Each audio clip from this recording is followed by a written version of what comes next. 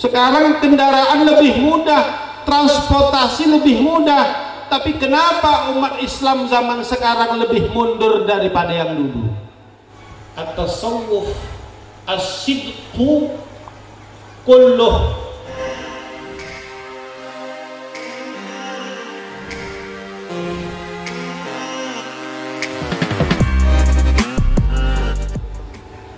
Tapi orang yang banyak zikir, orang yang menghadirkan zikrullah di dalam kesehariannya, di dalam kehidupannya, maka beban hidupnya menjadi ringan, Pak.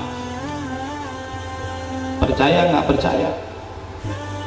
Kalau kita melihat bagaimana dakwahnya orang-orang dahulu, kalau kita lihat bagaimana perjuangan Syekhuna Al-Habib Muhsin Al-Hinduan, kalau kita lihat bagaimana perjuangannya Habib Haidarah, dulu kendaraan susah, tapi kalau kita perhatikan mereka dan orang-orang yang sebelumnya, karena diletakkan keberkahan ke dalam diri mereka, karena mereka selalu mulazimud dzikri, menghadirkan Allah di dalam gerakan mereka, di dalam diamnya mereka, di dalam pikiran mereka, di dalam hati mereka. Maka ini yang kita saksikan sekarang ini adalah wujud keberkahan hasil jerih payah mereka, karena mereka selalu zikir kepada Allah Subhanahu wa ta'ala.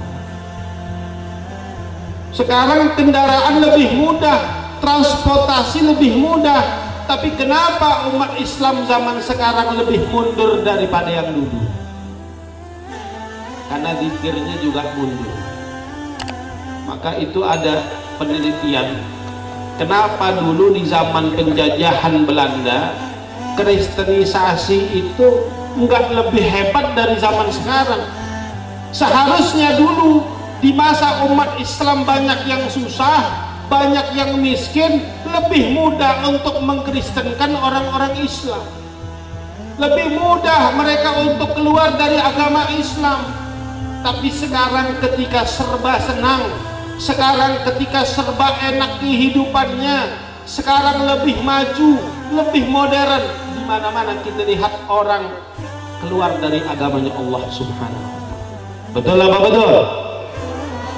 Sekarang fenomena sekarang kita lihat orang kalau enggak keluar dari Islam, cara-caranya seperti cara-cara Yahudi, cara-caranya seperti cara-cara Nasrani, cara-caranya seperti cara-cara Majusi. Pertanyaannya kenapa? Itu semua karena mereka tidak tersambung dengan zikrullah, karena mereka nggak paham bagaimana zikir yang benar, karena mereka nggak punya sanad di dalam zikir. Ini manfaatnya daripada thariqah. Dengan thariqah dibimbing oleh guru, dibimbing oleh murabbi, dibimbing oleh mursyid, kita tahu bagaimana zikir, kita tahu caranya zikir, kita tahu bagaimana mengaplikasikan zikir di dalam kehidupan kita. Oleh karena itu, disinilah perannya tarekat, disinilah pentingnya tarekat. Kita nggak mungkin bisa mengenal Allah Subhanahu wa ta'ala kalau kita nggak mengenal orang yang dekat dengan Allah Subhanahu wa ta'ala. Oleh karena itu Allah Subhanahu wa ta'ala dengan jelas dan gamblang mewasiatkan kepada kita umat Islam. Allah Subhanahu wa ta'ala mengatakan, berfirman di dalam Al-Qur'anul Karim, ya ayyuhalladzina amanu taqullaha wa kunu ma'as shadiqin. Kalau kalian benar-benar mau beriman, takwa kepada Allah Subhanahu wa ta'ala, dan yang kedua melazimi orang-orang yang shadiqin.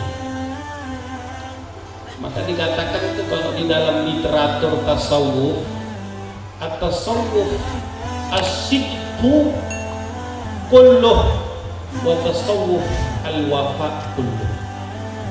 Tasawuf itu enggak lebih enggak kurang. Tasawuf itu intinya dua, jujur dan benar. Dan yang kedua al-jiddu kulluh. Tasawuf itu adalah usaha yang keras, usaha yang sungguh-sungguh.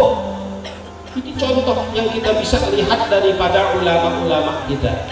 Itu contoh yang kita bisa contoh dari guru-guru kita. Maka sifat-sifat sidik itu melekat di dalam diri mereka.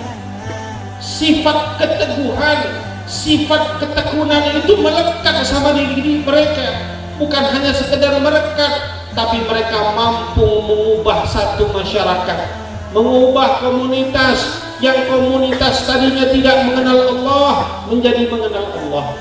Komunitas yang nggak kenal Rasulullah jadi kenal Rasulullah. Begitulah sebagaimana diceritakan oleh Allah Subhanahu wa ta'ala di dalam Al-Qur'anul Karim. Faqala ta'ala wa kunu rabbaniyina bima kuntum tu'allimuna al-kitaba wa bima kuntum tadrusun.